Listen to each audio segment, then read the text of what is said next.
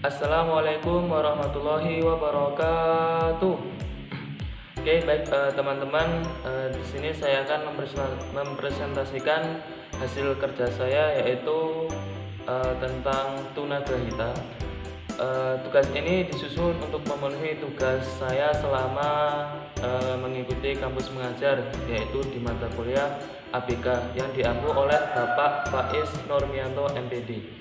Oke, di sini saya adalah Arif Sabtomnyono dengan NPM 201446000156. Tunagrahita adalah banyak terminologi atau istilah yang digunakan untuk menyebut mereka yang kondisi kecerdasannya di bawah rata-rata. Dalam bahasa Indonesia, istilah yang pernah digunakan misalnya lemah otak, lemah ingatan, lemah pikiran, retardasi mental, terbelakang mental, cacat grahita, dan tunagrahita. Oke, untuk selanjutnya, tunagrahita merupakan istilah yang disematkan bagi anak-anak berkebutuhan khusus yang mengalami permasalahan seputar intelijensi.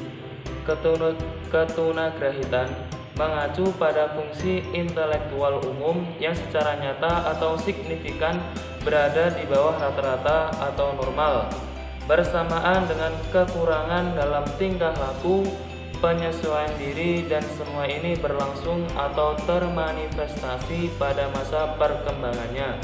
Di Indonesia, istilah tunagrahita merupakan pengelompokan dari beberapa anak berkebutuhan khusus.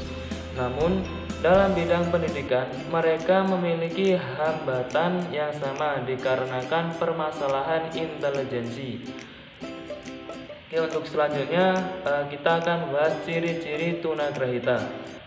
Yang pertama, fungsi intelektual umum secara signifikan berada di bawah rata-rata. Maksudnya bahwa kekurangan ini harus benar-benar meyakinkan sehingga yang bersangkutan memerlukan layanan pendidikan khusus. Sebagai contoh, anak normal rata-rata mempunyai IQ atau intelligent quotient yaitu 100, sedangkan anak tunagrahita memiliki IQ paling tinggi 70. Yang kedua, kekurangan dalam tingkah laku penyesuaian atau perilaku adaptif. Maksudnya bahwa yang bersangkutan tidak atau kurang memiliki kesanggupan untuk melakukan pekerjaan-pekerjaan yang sesuai dengan usianya. Ia hanya mampu melakukan pekerjaan seperti yang dapat dilakukan oleh anak yang usianya lebih muda darinya. Yang ketiga, ketunagrahitaan berlangsung pada periode perkembangan. Maksudnya adalah ketunagrahitaan itu terjadi pada usia perkembangan, yaitu sejak konsepsi hingga usia 18 tahun.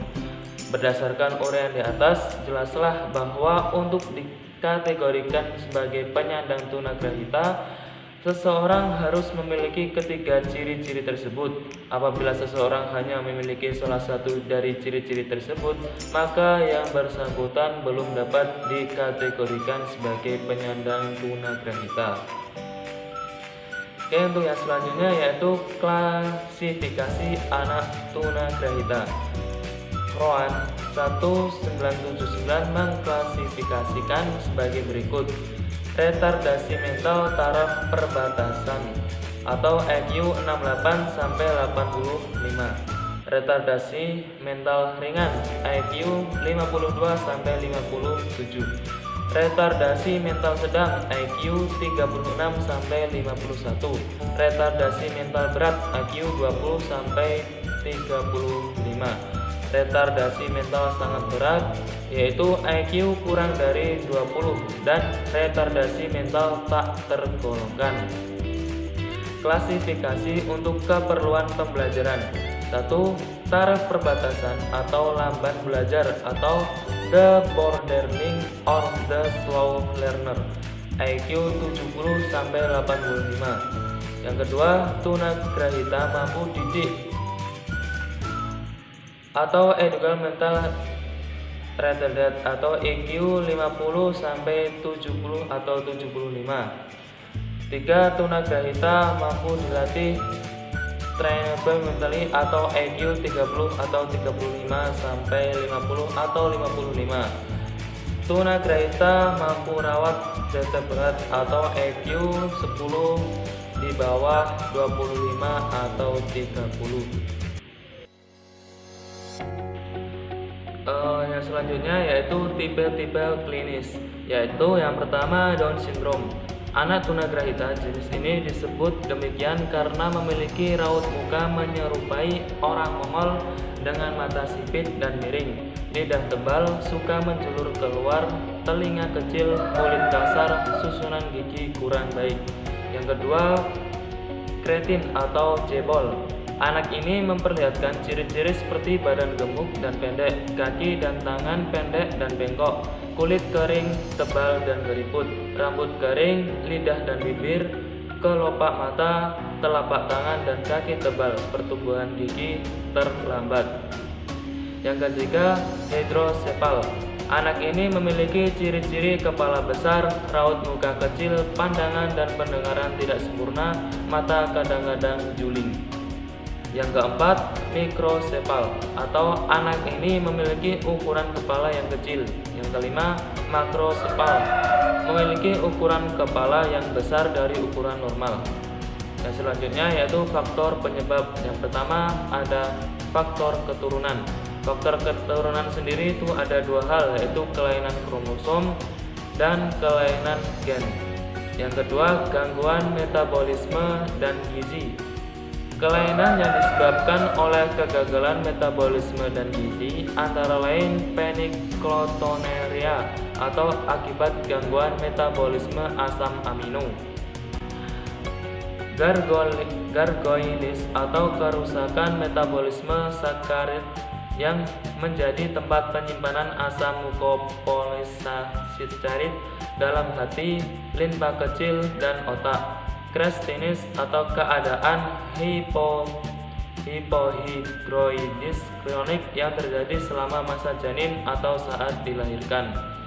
Yang ketiga, infeksi dan keracunan. Keadaan ini disebabkan oleh terjangkitnya penyakit selama janin masih berada dalam kandungan. Yang keempat, trauma dan zat radioaktif. Terjadinya trauma terutama pada otak ketika bayi dilahirkan atau karena radiasi zat radioaktif saat hamil dapat mengakibatkan ketunagrahitaan. Masalah pada kelahiran. Masalah yang terjadi pada saat kelahiran, misalnya kelahiran yang disertai hipoksia, yang dipastikan bayi akan menderita kerusakan otak, kejang, dan napas pendek. Kerusakan juga dapat disebabkan oleh trauma mekanis terutama pada kelahiran yang sulit.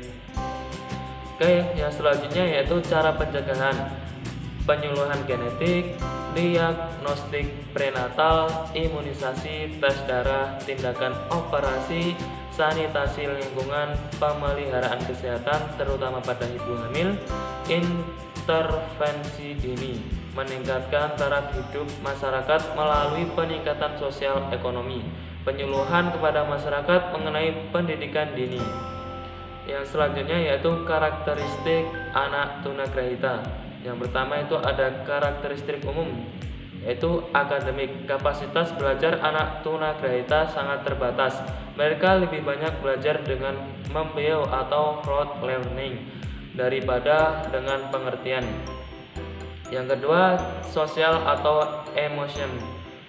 Dalam pergaulan, anak tunagrahita tidak dapat mengurus diri, memelihara dan membimbing diri. Kehidupan penghayatannya terbatas. Mereka juga tidak mampu menyatakan rasa bangga atau kagum.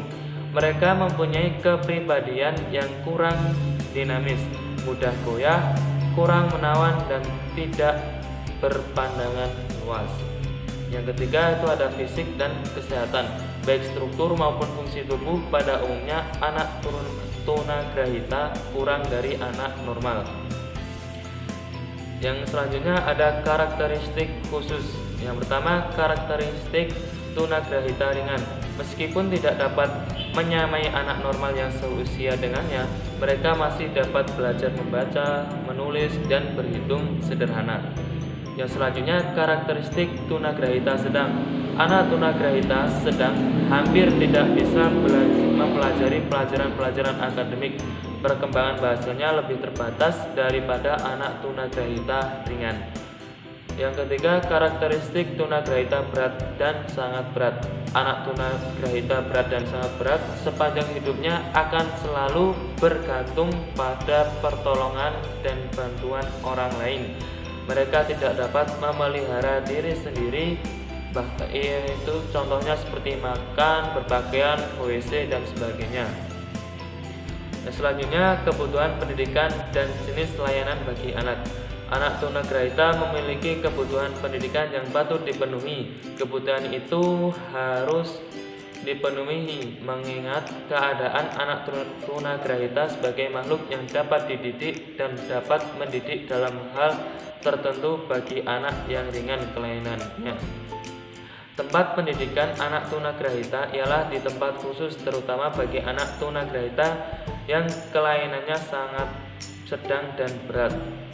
Sedangkan tunagrahita ringan dapat ditempatkan pada sekolah umum dengan segala variasi yang disesuaikan dengan keadaan anak tersebut. Strategi pembelajaran yang sesuai dengan kebutuhan anak tunagrahita akan mendukung tercapainya suasana belajar yang baik dan pada akhirnya akan tercapai tujuan belajar.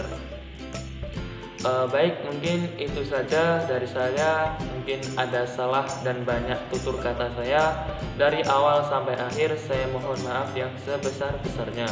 Oke, dari saya akhiri. Wassalamualaikum warahmatullahi wabarakatuh.